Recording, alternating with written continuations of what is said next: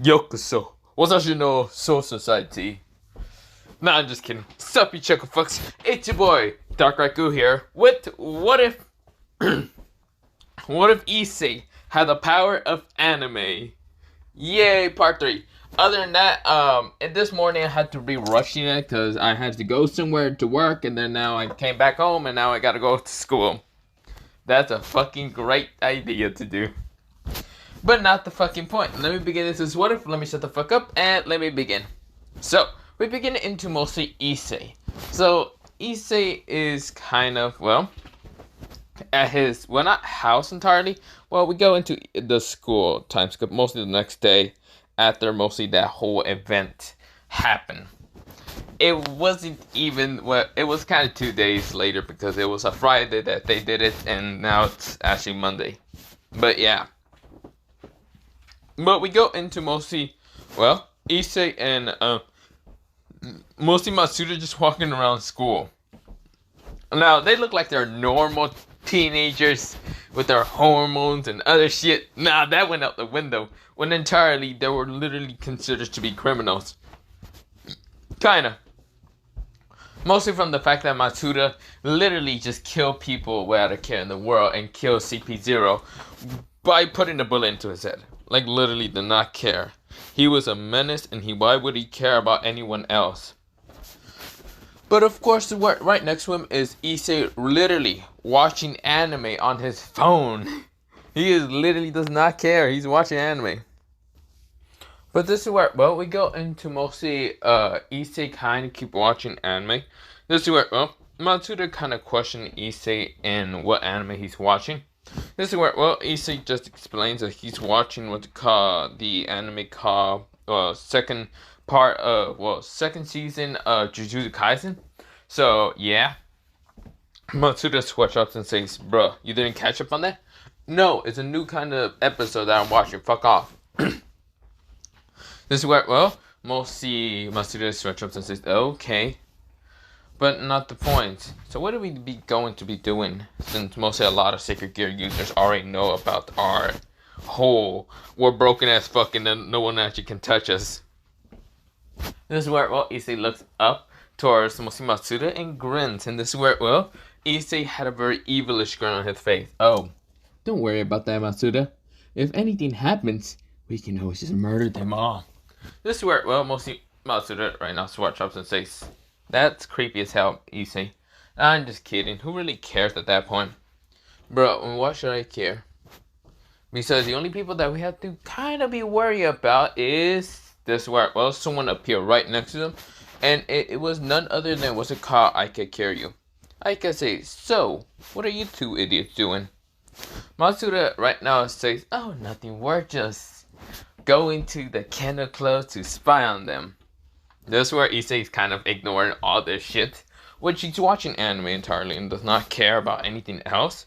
And this is where Aika says, oh really? Then shouldn't you guys be having like magazines and other shit of like mostly hentai or any of that? This is where, well, Matsuda says, I forgot it at home. But you guys got phones. Well, too bad. Also, what is Issei watching? Is it some kind of new hentai? This is where, well, mostly, we go into Issei's POV and watching mostly Yuji right now kick the shit out of mostly, Hitomati, fucking hell, why do I want to say Matihito? No, what's it called? Mahito, and this is where, well, Mahito's just getting clocked in the face, going into a 4 because he reaches full potential, and Yuji says, I'm going to regret this. Well, mostly he says, no, I'm not going to regret this. He says mostly this. So pretty much he says this.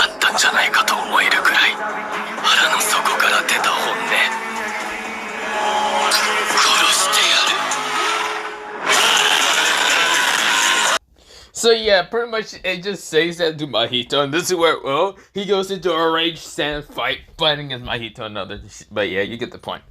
This is where, well, mostly Issei says, yeah, kick his ass, go, go, go. This is where, well, he's acting like a child right now watching anime. Right now in front of Aika Kiryu, but nothing to care at all. This is where, well, mostly Matsuda looks over and says, bro, you watching that still? Oh shit. Oh shit! Goddamn, Yuji's really kicking ass. This is where, well, mostly Mahito is right now in his form, getting his shit right now stomped by Yuji, but not the point. But this is where, well, we go into mostly Aika kind of just saying, hey, you two. This is where, well, she's getting angry and annoyed from the fact that mostly Issei's been ignoring her from the whole past time that she was here. And now Matsuda's doing the exact same thing. She grabbed mostly Issei's phone and like looked at it and says, you're watching JJK Season 2. Episode 16 that just came out recently. Oh my god. You guys weren't even watching that shit. Wait, why are you guys even watching this shit? This thing is so edgy. You do realize they kill a lot of characters off. That's where, well, he says, yeah, they killed Gojo. Yeah, I already fucking seen that manga part. Not the point. Can you give me back my phone? I'm watching that part because it's sweet. I love the animation and other shit. But not the point. Aika says, no, what if I do this? She was about to drop it into her kind of like cleavage until Issei grabs it out of her kind of grasp, already having it in his hand, and this is where, well, he's going, yeah, go Yuji! This is where, well, Matsuda's over here says, Yuji, Yuji, Yuji! But yeah, they're just going wild. Aika was just shocked to see the speed. This is where she can only, like, glimpse even once. Mostly, she just blink her eyes once and just see the phone gone from her hand. She was confused. She was about to drop it, and somehow Issei stabbed past her as she grabbed it. Then again, she did see that one time of mostly Issei taking out the 5 elites in an instant with a care in the world. The 5 strongest, somewhat, people that were in that kind of battle royale kind of rating games, but whatever. But of course, not the point. This is where, well, when Issei is going to finally get to see Geto kind of absorb Mahito into a curse ball, mostly the episode ends and says, wait until part 17. This is where, well, episode 17, and this is where, well, Issei has multiple tick marks. This is where he punches the wall in an instant just because he was that angry. This is where, well, Aika was just stunned and shocked, and this is where, well, Issei says, motherfucker, you can't be serious? You're gonna leave that off in the cliffhanger? Fuck you, you stupid son of a... This is where he starts cussing in every single different type of language. He basically started cussing and it can literally make a sailor literally blush.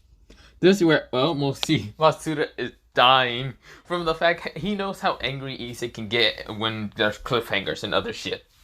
This is where, well, Issei scoffs and says, I'm so fucking annoyed. So what the fuck are we doing? This is where he questions most of Matsuda. Matsuda says, I have no clue. We just got into school. You're over here cussing a storm, and you're pissed. I don't know what you want to do. Neither do I. But all I understand is I'm going to murder fucking this where, well, before anything he can continue on, he hears his name being called in the announcement. Issei Hiro reporting to the student council. Issei Hiro reporting to the student council. This is where, well, Issei says, the fuck? This early in the morning? Sheesh, what the hell did I do? This is where, oh, Matsuda says, you probably punched that wall so hard that mostly they heard it, and they heard you cussing all the way through hell and back. This is where, oh, Issei says, fuck, I don't even want to deal with them. I was just so annoyed and angry. This is where, well, mostly Aika's confused, but decides to kind of question both of them about what the hell is happening. This is where, well, Matsuda is laughing. He's really not giving what they call Aika an actual straight answer. While Issei, he completely just ignores her. But yeah, just completely did not care even one fucking bit. But yeah. But we go into mostly Aika's just saying, oh, good, ignore me. Why don't you motherfuckers? This is where, well, she just sighs and angry and frustrated. But yeah. But this is where, well, we go into mostly a time skip of Issei showing up towards the club. Now, this is where, well, when Issei knocks at the door and like fucking, without club, the room, this is where he knocks at the door opens, Issei walks through it, and of course the door shuts behind. This is where, well, he noticed it was Sanji that was right now behind him. Now, Sanji had this look of terror in his eyes because he knows how powerful Issei is, and Issei could probably wipe the floor with him. Now, of course, Sanji was there in the Sacred Gear kind of battle, where he also went to, well, not entirely because he was already a devil, But this is where, well, he just kind of watched it with Kiba. But this is where, well, since there were the only two males in the double barrages. But this is where, well, mostly they saw the battle and they saw how Issei wiped the floor with the 5 elites and anyone that got in his way.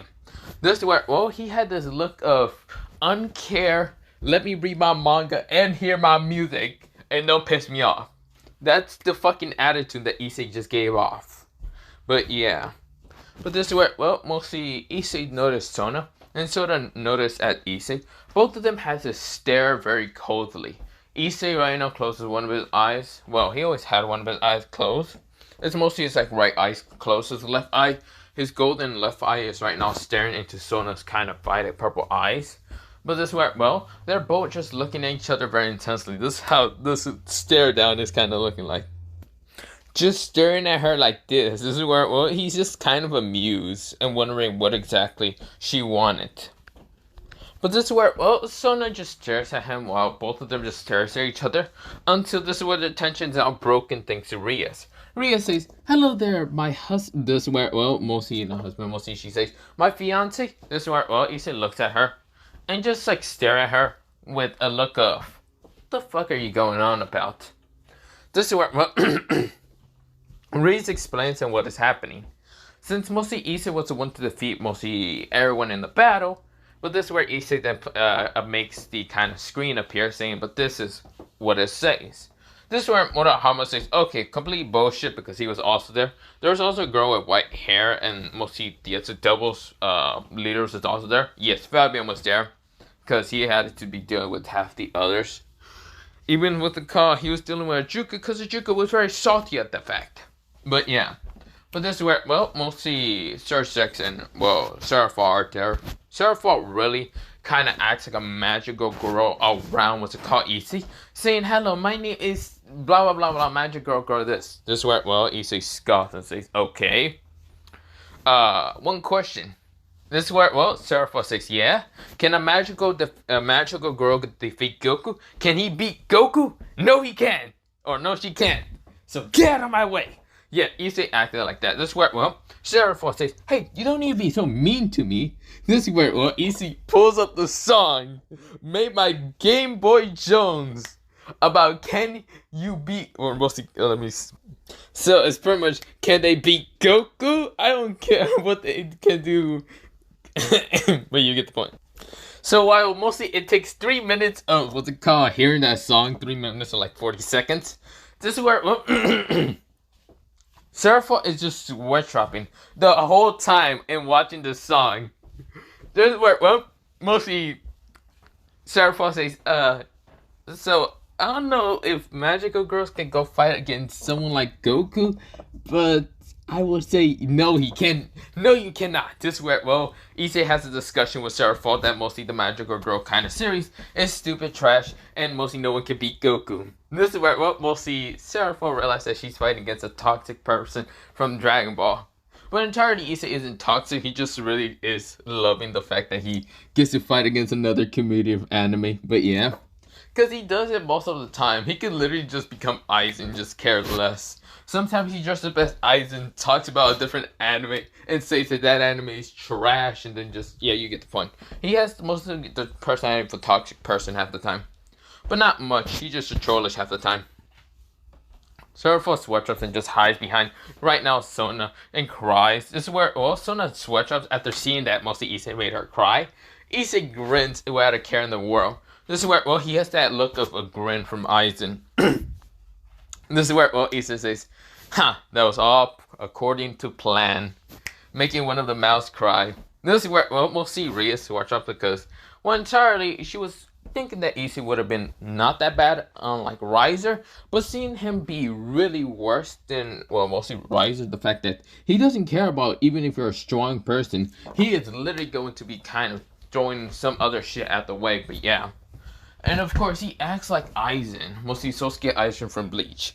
Because someone actually did comment that. That was none other than Azo. Azo says that you straight up are acting like, what's it called, Aizen. This is where Issei said, because I am Aizen.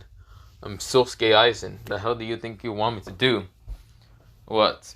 This is according to my plan. I was expecting you, fallen angel Azo. You appear out of a magic circle, making sure that no one will ever be attempting you. But I saw you, and I knew that you were going to come here. This is where Aizen says, wait, what, how? How do you... This is where Mosi says, next, Mosi, you're going to ask me, how did I know? And then you're going to ask me saying, how the fuck did you know that I was going to say that? And then you're going to... This is where Aizen say, okay, I understand. Goddamn, you can predict shit. Oh, but I'm just not predicting any of it. I know what you're gonna say, because this is all according to my plan. Exactly every single step you do is according to every single plan that I already set out for you. This is where Aizen says, what the fuck, you god? Yes, I am a god. Because, well, gods are made by... Well, mostly, he gives out that whole fucking Aizen speech about, like, how gods are made. But yeah, this is where, well, Aizen says, okay, I can understand Sosuke Aizen. Fuck off already. This is where Issei switches up and says, I will never stop, because I am God. I am the owner of the Hogakyu, because I am the strongest. This is where, well, Aizen switches up and says, I'm done. This is where, well, we'll see he's right now next to Seraphor, just kind of depressed. This is where some of the bells are switch dropping. Ajuka says, okay, wasn't expecting that. And this is where, well, right now, a white-haired girl is kind of patting her father and saying, there, Dad. Are you fucking sure you're okay? No, I'm not okay. That kid literally is planning my whole life. What the fuck is this shit? I wasn't Ichigo. I'm not the main character of the story. Fuck this shit. Why the hell do I have to deal with the antagonist? This is where, well, we'll see the white hair sweat dropping, but yeah. Or silverish hair, but not the point. This is where, well, a black-haired kid named, well, Mosi Murahama is sweat dropping and seeing how Issei is literally taking the role of Sosuke Aizen so easily, without a care in the world. That's where, oh, he says, other than that, if you do not mind me, I'm going to make sure to take out the Soul Society and make it my own Soul Society. Well, goodbye. This is where, well, mostly Issei opens the door and walks away. All of them sweat drops at Issei's antics. His antics just went to mostly Aizen's antics, but yeah. Other than that, see you, bye, and yeah, I gotta be going, but yeah, bye soon, yeah.